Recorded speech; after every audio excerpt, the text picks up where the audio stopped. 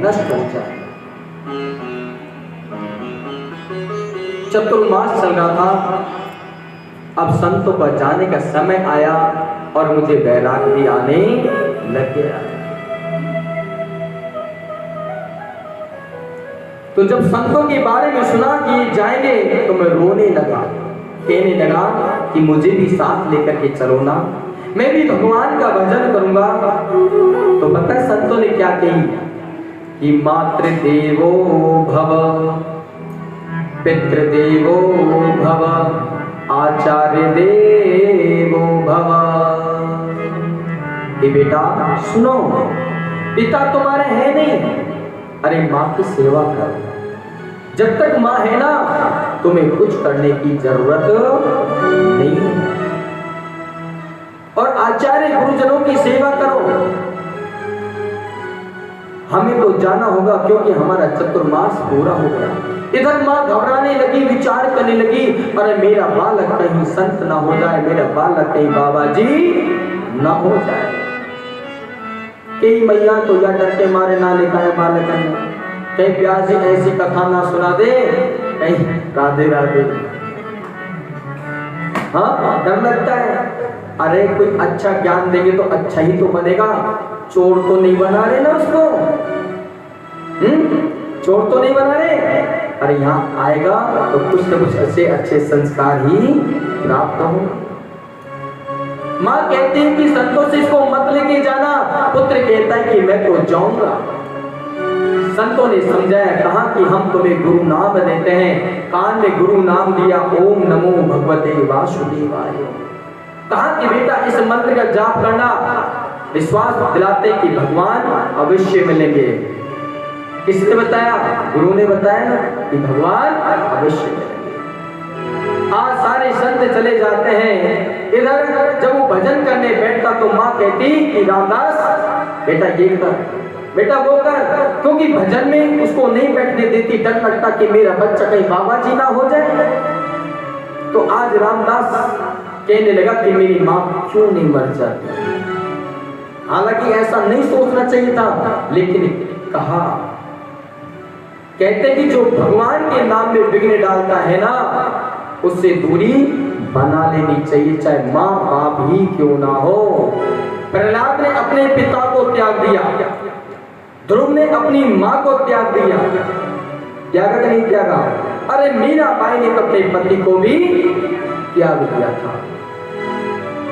हे प्रभु मुझे बता दो,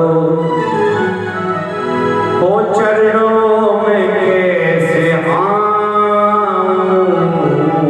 हे प्रभु मुझे बता दो, चरणों में कैसे आऊं। हे प्रभु मुझे बता दो, चरणों में कैसे आऊं।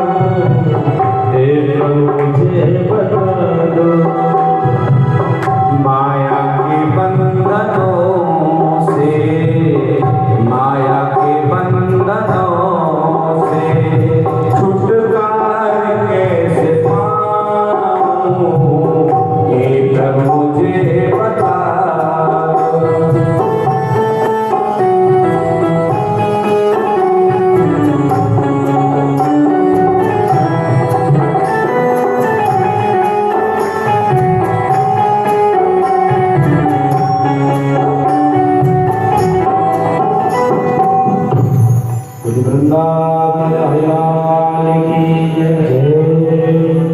आज उसकी माँ सायकाल दूध निकालने के लिए जाते हैं गाय का, और उसी घास में एक सर्प बैठा होता है, उसकी माँ को डस लेता है।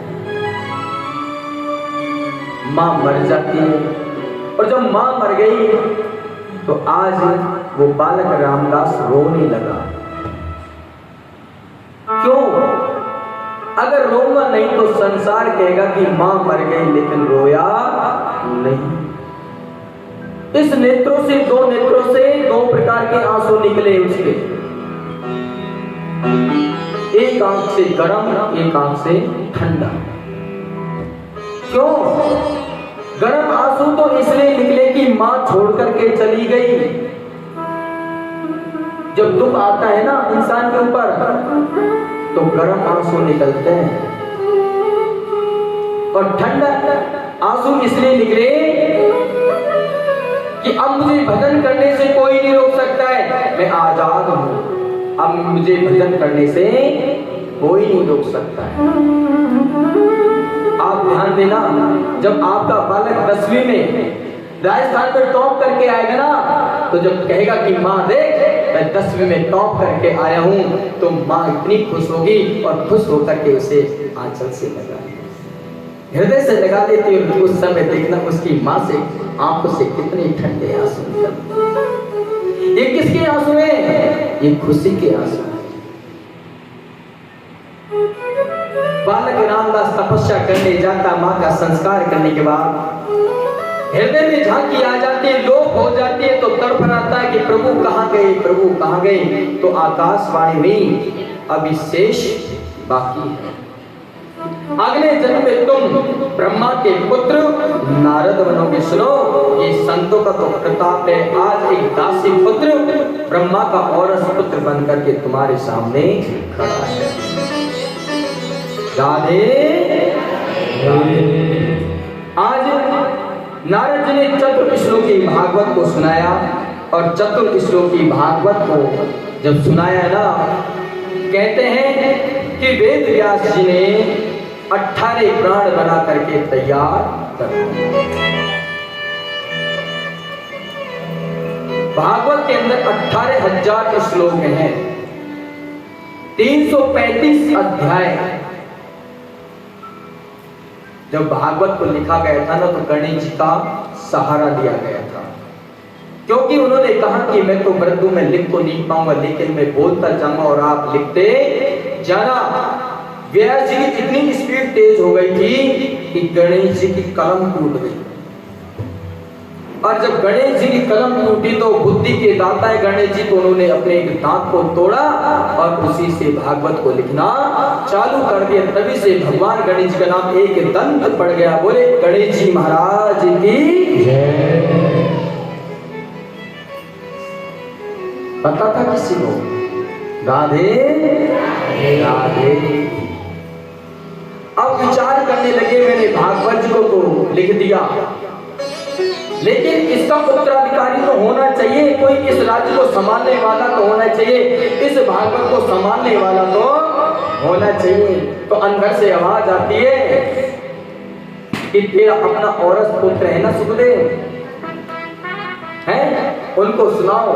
लेकिन मन कहता है कि नहीं, अरे संसार कहेगा कि अपना पुत्र था इसलिए सुना दिया, अपने पे तो सब विश्वास कर लेते हैं, लेकिन संसार कहे तब विश्वास होना चाहिए। ऐसे ही एक बहुत अच्छे गायक कलाकार, बहुत अच्छे गायक कलाकार थे, दुनिया वाहवाही करती, लेकिन पिताजी हमेशा बुराई करते। हाँ, बहुत अच्छी सीख दूंगा तुम्हें, ध्यान रखना। दुनिया तो वाहवाही करती, इतनी करती, हाँ महाराज जी कितनी अच्छी बात है, अरे तुम्हारा जैसा तो कोई है नहीं।